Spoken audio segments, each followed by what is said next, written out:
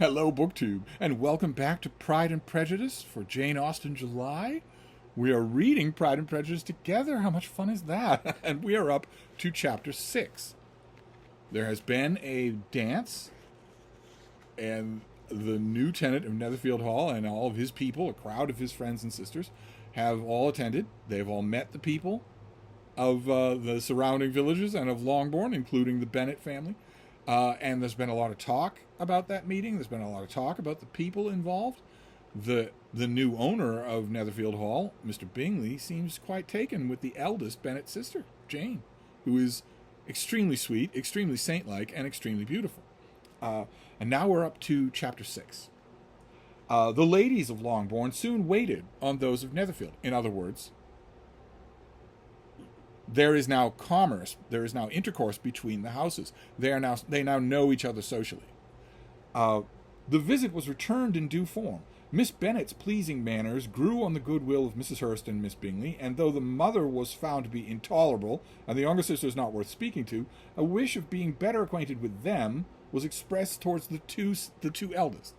So, the Bingley crowd, the Netherfield crowd, they don't really have any use for Jane Austen's mother, or Jane Austen's mother, well, okay, for Elizabeth Bennet's mother, who's probably a little coarse for them. And they're not interested in the younger girls at all. But Jane and Elizabeth, they like. By Jane, this attention was received with the greatest pleasure, but Elizabeth still saw superciliousness in their treatment of everybody, hardly accepting even her sister, and could not like them, though their kindness to Jane, such as it was, had a value as arising in all probability from the influence of their brother's admiration. So they're doing their best to like Jane because their brother does. It was generally evident whenever they met that he did admire her, and to her it was equally evident that Jane was yielding to the preference which she had begun to entertain for him from the first, and was in a way to being very much in love. But she considered with pleasure that it was not likely to be discovered by the world in general, since Jane united with great strength of feeling, a composure of temper, and a uniform cheerfulness of manner which would guard her from the suspicions of the impertinent. She mentioned this to her friend Miss Lucas. She and Miss Lucas are good friends, but the point that the narrator is trying to make here is that although Elizabeth gets the feeling that her sister is falling in love with Mr. Bingley, she's making sure that nobody knows it, that nobody could tell it from her behavior. She's nice and kind and happy to everyone. It may perhaps be pleasant, replied Charlotte, to be able to impose on the public in such a case, but it is something of a disadvantage to be so very guarded. If a woman conceals her affection with the same skill from the object of it, she may lose the opportunity of fixing him, and it will then be but a poor consolation to believe the world equally in the dark. You're getting a sense here of a personality that's different from Jane and different from Elizabeth. There is so much of gratitude or vanity in almost every attachment that it is not safe to leave any to itself. We can all begin freely, a slight preference is natural enough, but there are very few of us who have heart enough to be really in love without encouragement. In 9 cases out of 10, a woman who had better show more affection than she feels. Bingley likes your sister undoubtedly, but he may never do more than like her if she does not help him out. But she does help him on, as much as her nature will allow. If I can perceive her regard for him, he must be a simpleton indeed not to discover it too. Remember, Eliza, he does not know Jane's disposition as you do. But if a woman is partial to a man and does not endeavor to conceal it, he must find out. Perhaps he must, if he sees enough of her. But though Bingley and Jane meet tolerably often, it is never for very many hours together, and as they always see each other in large mixed parties, it is impossible that every moment should be employed in conversing together. Jane should therefore make the most of every half hour in which she can command his attention. When she is secure of him, there will be leisure for falling in love as much as she chooses. Charlotte Lucas, we're going to see that this is definitely her character. Your plan is a good one, replied Elizabeth, where nothing is in question but the desire of being well married. And if I were determined to get a rich husband, or any husband, I dare say I should adopt it. But these are not Jane's feelings. She is not acting by design. As yet, she cannot even be certain of the degree of her own regard, nor of its reasonableness. She has known him only a fortnight. She has danced 4 dances with him at Meryton, She saw him one morning at his own house and has since dined in company with him 4 times. This is not quite enough to make her understand his character. Not as you represent it. Had she merely dined with him, she might only have discovered whether he had a good appetite. But you must remember that 4 evenings have also been spent together, and 4 evenings may do a great deal. Yes, these 4 evenings have enabled them to ascertain that they both like Vintagun better than Commerce, 2 card games. But with respect to any other leading characteristic, I do not imagine that much has been unfolded. Well, said Charlotte, I wish Jane success with all my heart, and if she were married to him tomorrow, I should think that she had a good chance of happiness, as if she were to be studying his character for a 12-month. Happiness in marriage is entirely a matter of chance. If the disposition of the parties are ever so well known to each other, or ever so beforehand, it does not advance their felicity in the least. They always continue to grow sufficiently unlike afterward to have their share of vexation, and it is better to know this as little as possible of the defects of the person with whom you are to pass your life. You make me laugh, Charlotte, but it is not sound. You know it is not sound, and that you would never act in this way yourself. Charlotte means what she's saying. Occupied in observing Mr. Bingley's attentions to her sister, Elizabeth was far from suspecting that she was herself becoming the object of some interest in the eyes of his friend, that is, Mr. Darcy, who called her only passable. But the hooks are in. He can't stop thinking about her. Mr. Darcy had at first scarcely allowed her to be pretty. He had looked at her without admiration at the ball, and when they next met, he looked at her with only to criticize. But no sooner had he made it clear to himself and his friends that she had hardly a good feature in her face, than he began to find it was rendered uncommonly intelligent by the beautiful expression of her dark eyes. To this discovery succeeded some others equally mortifying. Though he had detected with a critical eye more than one failure of perfect symmetry in her form, he was forced to acknowledge her figure to be light and pleasing. And in spite of his asserting that her manners were not those of the fashionable world, he was caught by their easy playfulness. Of this she was perfectly unaware. To her he was only the man who made himself agreeable nowhere, who had not thought her handsome enough to dance with. He began to wish to know more of her, and as a step towards conversing with her himself, attended to her conversation with others. His doing so drew her notice. It was at Sir William Lucas's, where a large party were assembled. What does Mr. Darcy mean, she said to Charlotte, by listening to my conversations with Colonel Forster? So there are social events going on here that we're not seeing. Jane Austen is not narrating. There was a gathering at the Lucases. There have been other gatherings that we haven't seen. That makes you wish Pride and Prejudice were 800 pages long, although you don't wish that. You don't wish that. That is a question which Mr. Darcy only can answer. But if he does it any more, I shall certainly let him know that I see what he's about. He has a very satirical eye, and if I do not begin by being impertinent myself, I shall soon grow afraid of him. On his approaching them soon afterwards, though without seeming to have any intention of speaking, Miss Lucas defied her friend to mention such a subject to him, which immediately provoking Elizabeth to do it, she turned to him and said, "Do you not think, Mr. Darcy, that I expressed myself uncommonly well just now when I was teasing Colonel Forster to give us a ball at Meryton?" With great energy, but it is a subject which always makes a lady energetic. "You are severe on us." "It will be her turn soon to be teased," said Miss Lucas. "I am going to open the instrument, Eliza, and you know what follows." If you don't know what they're talking about, you won't know what they're talking about. So you might need light annotations for this book, but this is a gathering. It's a public gathering. It's a party. The ladies will sing and play the instrument, the piano. Charlotte Lucas is going to get that ready, meaning Elizabeth is going to give a little performance. But all the ladies do. It's to show their accomplishments in the feminine realm. "You are a very strange creature by way of a friend, always wanting me to play and sing before anybody and everybody. If my vanity had taken a musical turn, you would have been invaluable. But as it is, I would really rather not sit down before those who must be in the habit of hearing the very best performers." On Miss Lucas's persevering, however, she added, "Very well, If it must be so, it must. And gravely glancing at Mr. Darcy, there is a fine old saying which everybody here is of course familiar with: keep your breath to cool your porridge. And I shall keep mine to swell my song. So Elizabeth is going to sing for the gathered assembly. Typically a thing of horror in country house entertainments, usually because the people are not anywhere near as good as they think they are. But you have to do it. It's part of the social ritual. Her performance was pleasing, though by no means capital. There's our narrator. She doesn't get far, does she? After a song or two, and before she could reply to the entreaties of several that she would sing again, she was eagerly succeeded at the instrument by her sister Mary. Yay, Mary, the bookworm! Who, having in consequence of being the only plain one in the family, worked hard for knowledge and accomplishments, was always impatient for display. So now we know Mary is plain. The younger girls are not plain. Elizabeth is lovely, and Jane is downright beautiful.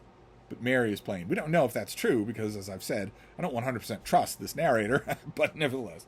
Mary had neither genius nor taste, and though vanity had given her application, it had given her likewise a pedantic air and conceited manner, which would have injured a higher degree of excellence than she had reached.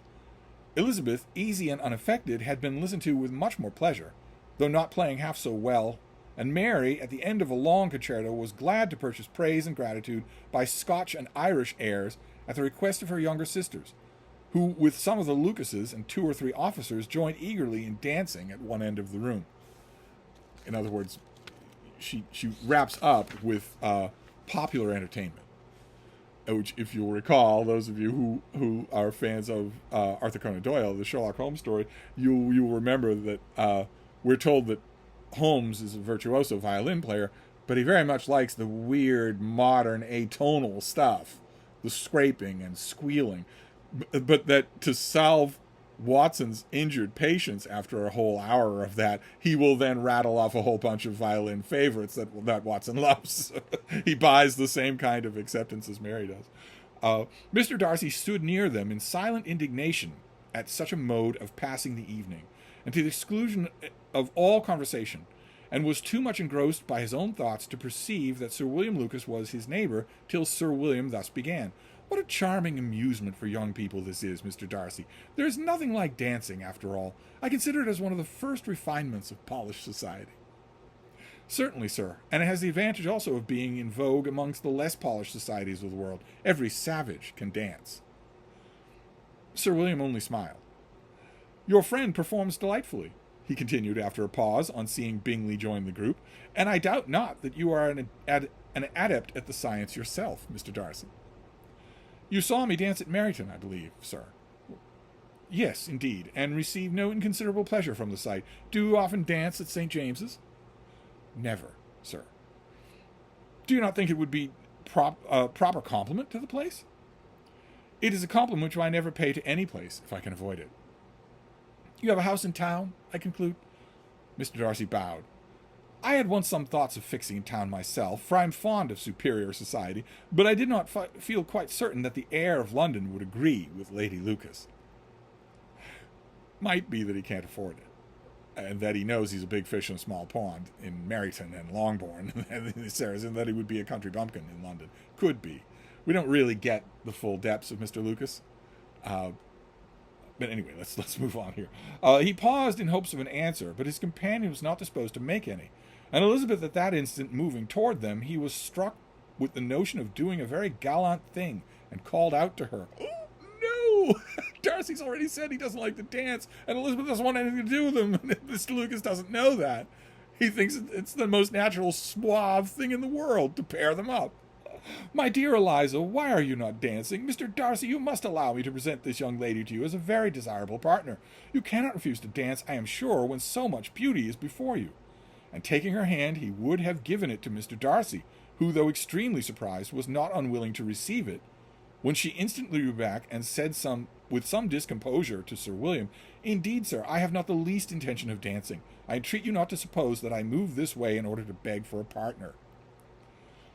Mr. Darcy, with grave propriety, requested to be allowed the honour of her hand, but in vain. Elizabeth was determined, nor did Sir William at all shake her purpose by attempting at persuasion. You excel so much in the dance, Miss Eliza, that it is cruel to deny me the happiness of seeing you, and though this gentleman dislikes the amusement in general, he can have no objection, I am sure, to oblige us for 1/2 hour. Mr. Darcy is all politeness, said Elizabeth, smiling. He is indeed, but considering the inducement, my dear Eliza, we cannot wonder at his complaisance, for who would object to such a partner? Elizabeth looked archly and turned away. Her resistance had not inspired her with the gentleman, had not injured her with the gentleman, and he was thinking of her with some complacency when thus accosted by Miss Bingley. In other words, the way she refused to dance with him actually increases his fascination. He likes her. Jane Austen would never sink to using such plain language, but that is what's going on here. It isn't love yet, but he finds that he likes her. She's not dull. She's not insipid. She's not predictable. And she is alone in that among everyone that he knows. Not just the people in Longbourn, not just the people out in the country, but his own set, the Mrs. Bingleys, even Bingley himself. He's starting to like her, I think, is what's going on here. But anyway, Miss Bingley comes up to her now. Keep in mind, we have an inconsistent estimate of the Mrs. Bingleys. We have an inconsistent estimate of Bingley's sisters. They're being nice enough to Jane, but Elizabeth doesn't like the way they're being nice to her. She thinks there's a bit of condescension involved. And certainly the conversation that she's about to have with Darcy does not reflect well on her. I can guess the subject of your reverie. I should imagine not. You are considering how insupportable it would be to pass many evenings in this manner, in such society.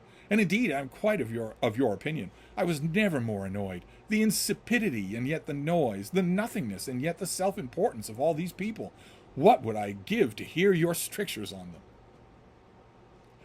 them? She's a bit of a snob. And he was too. Maybe he's rethinking that. Certainly, we are never in a better position to rethink our faults than when we see them in someone else. Then we see them for what they are, and we want nothing to do with them. Your conjecture is totally wrong, I assure you. My mind was more agreeably engaged. I have been meditating on the very great pleasure which a pair of fine eyes in the face of a pretty woman can bestow. Miss Bingley immediately fixed her eyes on his face and desired he would tell her what lady had the credit of inspiring such reflections. Mr. Darcy replied with great intrepidity, Miss Elizabeth Bennet. Miss Elizabeth Bennet, repeated Miss Bingley. I am all astonishment. How long has she been such a favourite? And pray, when am I to wish you joy? She's such a snot. She immediately asked when's the wedding. This is exactly the question which I expected you to ask. A lady's imagination is very rapid. It jumps from admiration to love, from love to matrimony in a moment. I knew you would be wishing me joy. Nay, if you are so serious about it, I shall consider the matter as absolutely settled. You will have a charming mother-in-law. And of course she will be always at Pemberley with you. What's Pemberley? His home, I guess, we assume. He listened to her with perfect indifference while she chose to entertain herself in this manner, and as his composure convinced her that all was safe, her wit flowed long. So she makes these barbed comments. Oh, won't you have a lovely mother-in-law? That dowdy, carping young old lady in the corner. And won't you have wonderful sisters-in-law, those two insipid young girls, who are tittering always and fawning over officers? We don't hear, in other words, we don't hear all the sarcastic commentary that she's making. The narrator just tells us that she makes a lot of it. And that is the chapter. Where I think we can agree that we have learned a lot. We have learned something incredibly important. Mr. Darcy is not an iceberg. Elizabeth might not know it yet, might not have any conception at all of what's going on in his head and in his heart. But we now know he's not an iceberg. He has been struck by her. He mentions that he's been struck by what a wonderful effect a pair of beautiful eyes can have in a woman's face. But you'll notice that the things, we are told by the narrator all these physical things that are attracting him, that are sticking in his mind.